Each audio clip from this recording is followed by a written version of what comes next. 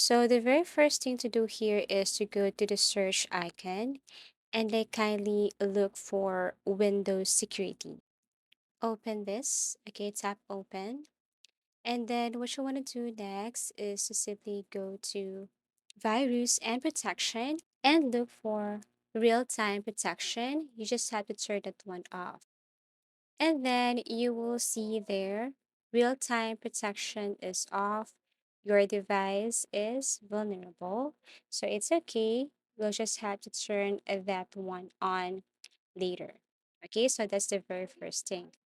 Second thing to do is to go to firewall and network protection. Tap that one. And then what you want to do here is to simply, same thing, you have to go to public network and kindly turn off this Microsoft Defender. Okay, so Microsoft Defender firewall, turn this one off. Once done, you can go to your Roblox and try to install by clicking and selecting any game and tap download and install. Once done, you can now go back to your Windows security and turn on again that real-time protection, okay, and this Microsoft Defender firewall. Okay, so you have to turn this one on.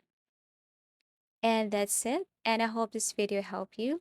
Thank you for watching and see you in our next tutorials.